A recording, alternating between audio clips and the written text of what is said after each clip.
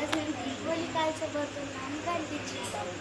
First తీసుకుంటాం, ఇలా పెట్టాం. నాకు ముందు ఇది వెలిగిస్తుంది కదా, అప్పుడు నాకు చాలా భయం ఫ్రెండ్స్. నవ్వుకోకండి.